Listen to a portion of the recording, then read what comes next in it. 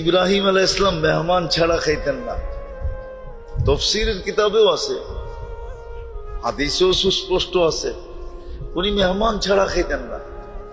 একদিন এক মেহমান ধরে নিয়ে আসছেন, প্লেটে বসায় দিছেন, লোকমা হাতে নিয়ে আনিছে, মুখে দিবে। এই সময় জিজ্ঞেস করছে, তুমি কিসের ইবাদত করো? আমি তো সূর্যের পূজারি বা আগুনের পূজা করি।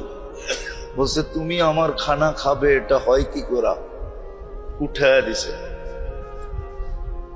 কয়েক কদম সামনে গেছে, আল্লাহ ওহী পাঠাইছে, বন্ধু খলিল 250 বছর 3 বেলা খাওয়াইতেছি, এক বেলা খাওয়াইলেন না, উঠায় দিলেন।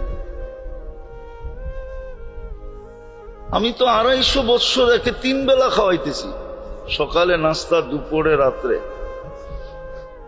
আপনি এক বেলা খাওয়াইলেন না, উঠায় দিলেন।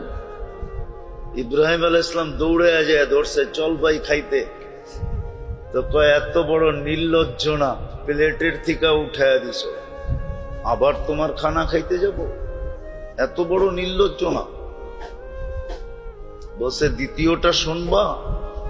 আমিও বিশ্বাস করি তুমি আমার পিছে দৌড়ানোর লোক না। তুমি যখন প্লেট থেকে উঠে দিছ, তো আমার পিছনে দৌড়ানোর লোক তুমি না। আর আমিও নির্লজ্জ না, আবার ডাকছো, তোমার প্লেটে চলে যাব, এটাও হবে না। মধ্যখানে কিছু একটা ঘটছে, যার কারণে তুমি আমার পিছে আসছো। তো বলছে, তুই সত্য বলছিস।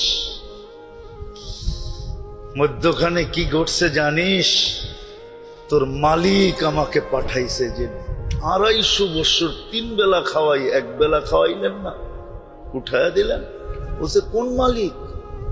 বলছে, আল্লাযী খালাকাকা, যে তোকে অস্তিত্ব দিছে, যে তোকে বন্দা হিসাবে ঘোষণা দিছে, আব্দ বলছে, আব্দ। ওই আল্লাহ পাঠাইছে, নাইলে আমি ইব্রাহিম আসার ব্যক্তি না। তোর ধারণা ঠিক আছে? বলছে, তোমার প্লেটে যাব। 250 বছর বিরোধিতার করার পরেও যখন আমাকে স্মরণে রাখছে, তো হাতটা আগে বাড়াও, মুসলমান হয়ে লই, তারপরে তোমার ঘরে যাব। ভালোবাসা,